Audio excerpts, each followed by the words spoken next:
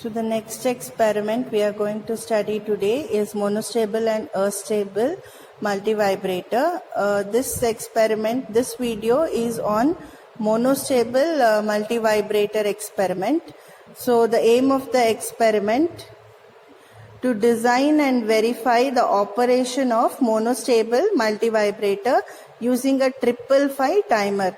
So we are using the 555 timer to design a monostable multivibrator. What are the components required for this experiment? We will be using a 555 timer IC, a 0.01 microfarad capacitors, 3 in number, a resistor 4.7K and 100 kilo ohm.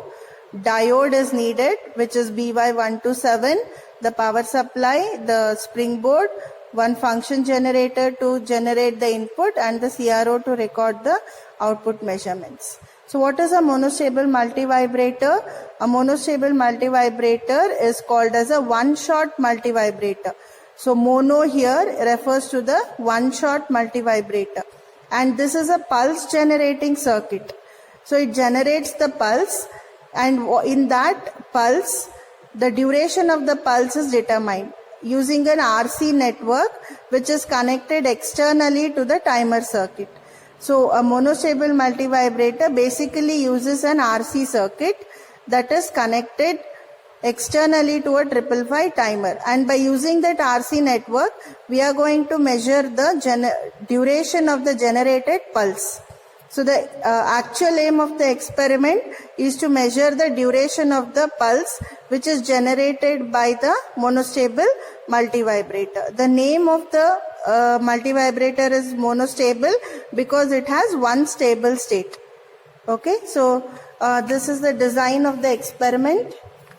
How we have designed the R and C values. So the design is divided into two stages. The first stage is a differentiator stage, and we are given with these values. Pulse width is 0.5 millisecond, frequency is 1 kilohertz, output signal T on should be 1 millisecond.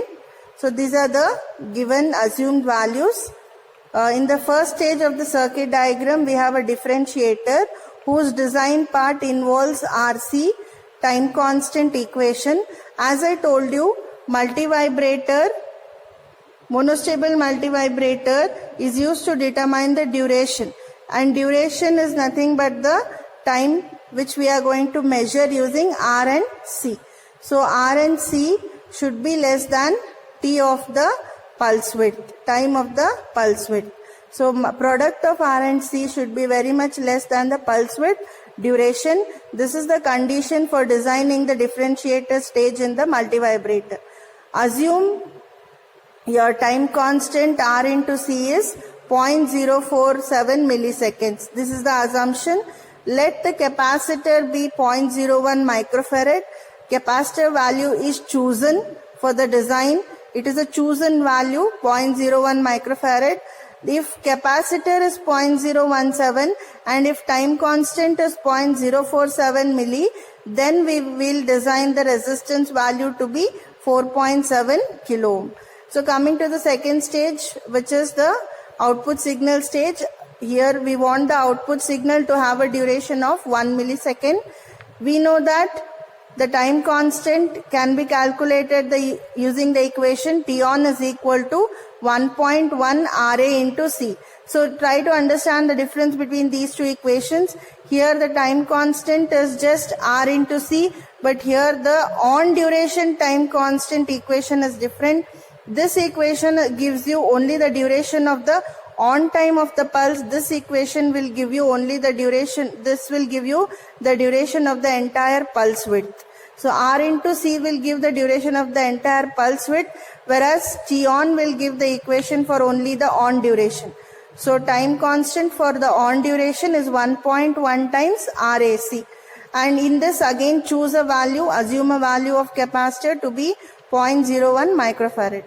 And subtracting in the above equation, we get R is equal to 100 kilo ohm. So if we subtract T on time from total time, we will get the resistance value from the remaining time as 100 kilo ohm. So this is about the design part for the given experiment. Basically we have calculated R value by choosing the capacitor value and the time constant value. If we substitute C and T, we will get R. Same thing we have done. We have substituted C and T on and we have calculated R value to be 100 kilo. Now coming to the procedure, the first important thing is we should apply an input wave which is a square wave of 1 kilohertz, 5 volts peak to peak. Okay, so we should first set the input at the function generator. Input is set at the function generator for 1000 kilohertz, 1000 hertz, which is nothing but 1 kilohertz. Input is 1 kilohertz and it is 5 volts peak to peak square wave. So you should set a square wave here. In the settings, you should choose a square wave in the function generator. So input is a 1 kilohertz square wave, 5 volts peak to peak. So this is 2.5. Input is, this square wave is covering 1 to 2.5. 1 box, 2 box, and then let me keep it on the reference line. So it will be 1 box, 2 box and 2.5 into 2. So 2.5 into 2 will give me a 5 volts input signal. Okay, input is set. Next is connections. Coming to the circuit connections. This is the circuit diagram of the monostable multivibrator. So as you can see, we have used a 555 timer. And the pin numbers of the 555 timer are configured to the R and C components.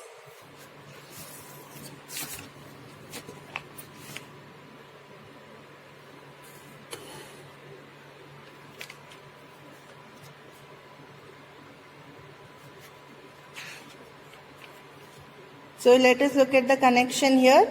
Pin number starting from the input. Input is connected to a capacitor 0.01 microfarad. So input, these two red wires are the input wires of the CRO probe connected to the function generator. So from the CRO probe of the function generator, we are taking the red wire of the function generator probe and connecting it to the 0.01 microfarad capacitor. The other end of the 0.01 microfarad capacitor should go to pin number 2. Pin number 2 is called as the trigger pin in the 555 timer. Now I have connected it, the other end of the capacitor, I have connected it to pin number 2. So I have connected it to pin number 2. This is the pin number 2 of the 555 timer IC. So I have placed 555 timer here. This is pin number 1, this is pin number 2. Next, at pin number 2, I want a diode positive and a 4.7K. So at pin number 2, I want 3 elements. At pin number 2, I want a capacitor, I want a diode positive and I want a 4.7K. So let us see, do we have all those things? At pin number 2, I want a capacitor, I have a 4.7K and we have connected the positive of the diode. Again, the flat end of the diode indicates the positive connection. So this is the pin number 2 connecting all that. Coming to the other end of the diode, that is the negative of the diode, and other end of 4.7K are connected to pin number 8. So the other end of the negative of the diode and the other end of 4.7K are connected to pin number 8. This is pin number 8 and it should be connected to VCC. It should be connected to VCC, which is positive. VCC positive, which is 5 volts. Okay. So next connection is, now we are done with diode positive and resistor connected to pin number 8 and 8 is connected to VCC. Next, 8 and 4 are shorted. 8 and 4 are shorted. Pin number 8 and 4. Pin number 8 and 4 are shorted through this yellow wire. This is pin number 4. 1, 2, 3, 4. Yellow wire, and it is shorted to pin number 8 through this red wire. 8 and 4 are shorted. Next, there's a 100 kilo ohm connecting this 8 and 4 short. 100 kilo ohm connecting this 8 and 4 short. So this is the 100 kilo ohm. 100 kilo ohm connecting this 8 and 4 short, which we did just now. Yellow wire and the red wire. The 8 and the 4 short is having a 100 kilo ohm, and other end of the 100 kilo ohm, other end of the 100 kilo ohm is connected to pin number 7. Other end of the 100 kilo ohm is connected to pin number 7. So this is pin number 7. Pin number 7 and 6 are shorted. 7 and 6 are shorted. Pin number 7 and 6 are shorted through this yellow wire. Okay, right? And then we have a capacitor at pin number 6. We have a capacitor at pin number 6, 0.01 microfarad. We have a capacitor at pin number 6. This is 8, this is 7, this is 6. So we have a capacitor at pin number 6. Other end of this capacitor should go to ground. Other end of this capacitor should go to ground.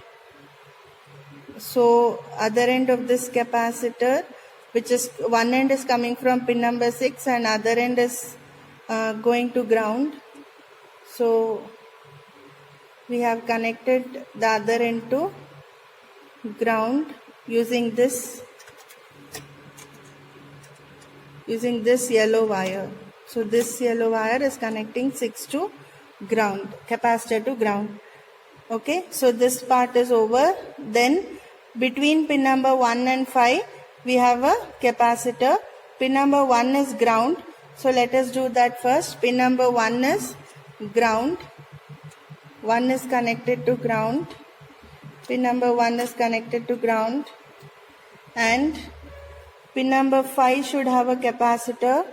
Pin number 5, 2, 3, 4. No, 5, where is 5? Should have a capacitor. Pin number 5 should have a capacitor. This is pin number 5. So 1, 2, 3, 4, 5. This should have a capacitor, and other end of the capacitor should go to 1, but 1 is grounded, so the other end of capacitor is connected to ground itself. So you see here, pin number 5 should have a capacitor and other end of the capacitor should be connected to ground. Okay, so and that ground should go to pin number 1. Okay, so what this ground is going to pin number 1. Pin number 1. So that is the important connection which you should do it properly. Okay.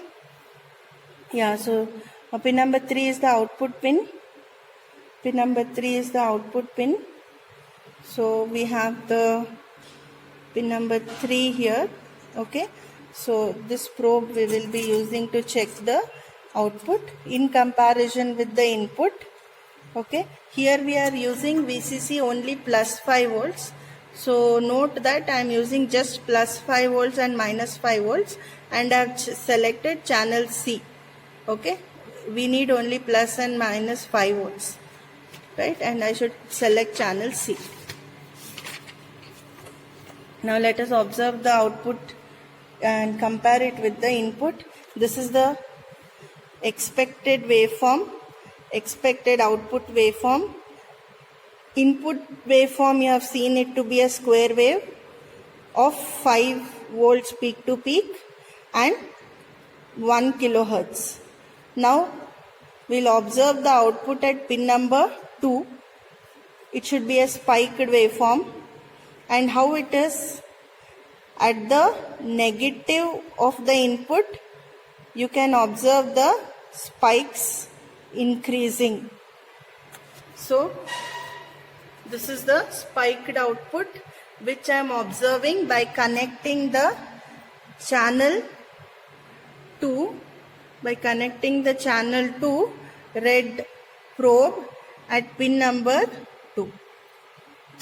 Channel 2 probe at pin number 2. So when I connect it to pin number 2, I'll get the spiked output. Observation to be made here is the input waveforms negative.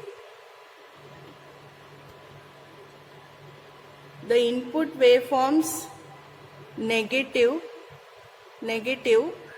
is resulting in the spiked increase of the positive. And what are the measurements that you have to make in this? When you give a DC shift for the output, when you press the DC knob, now it is unpressed, okay? Observe the DC shift. It is shifted by 5 volts. Input is 5 volts, right? So output is shifted by 5 volts. Initially, output was not shifted. When I give a DC shift, see, when I give a DC shift, the output is shifted by 5 volts. That is the observation to be made at pin number 2. Next, what is the observation at pin number 6? We are connecting the output at pin number 6. You should get the capacitor charging and discharging voltage. So capacitor voltage at pin number 6 will be 2/3 times the VCC. How much is the VCC? 5 volts. VCC is 5 volts. So your pin number 6 should be 2/3 times of 5 volts. Means 2 by 3 into 5 will be approximately 3.3. So we should get 3.3. Yes, so this is the output waveform when I connect channel 2 probe to pin number 6. So when the channel 2 probe is connected at pin number 6, this is the output to be observed. Here the capacitor voltage to be observed is the negative of the square wave. This is the input square wave. The negative of the square wave only the charging occurs. At the negative this input, at the negative of this input only the charging of the capacitor voltage appears. And measure the peak to peak value of this. How much it is going to be? So this is 1.7, 1.2, 0.4, 0.7. This capacitor voltage I am measuring. It is 1.7 into 2, which is 3.4. So theoretically the output should be 2/3 of 5 volts, which is 3.3. Theoretically it should be 3.3. Practically we are getting capacitor voltage as 3.4 volts. So practically it should be 3.4 volts. Next is observing the output waveform at pin number 3. So this is the square wave output that we should get at pin number 3, and we should measure the on period to be 1 millisecond. Okay. So when you connect the channel 2 to pin number 3, channel 2 probe to pin number 3, then we can observe the output waveform to be a square wave.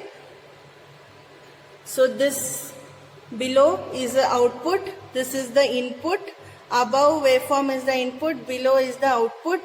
And what is the interest of observation in this output? We should measure, again the observation to be made is at the negative of the input we have positive of the output.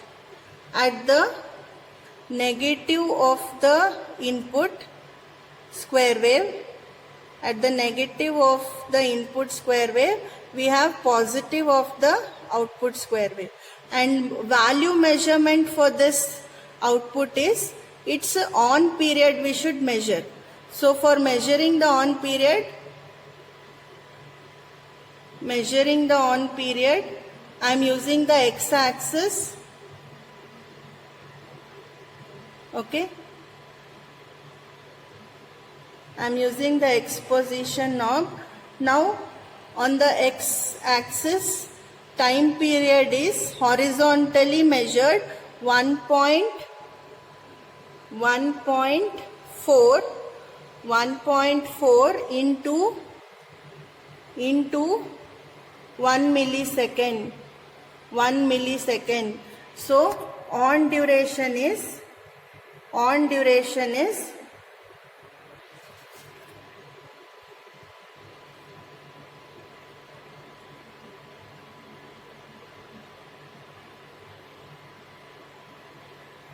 I think I'm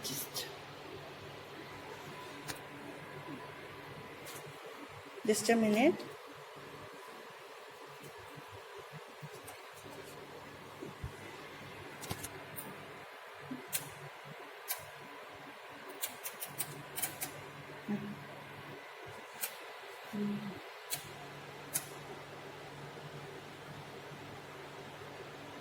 Yes, so this is the output waveform, and we have to measure the on period horizontally.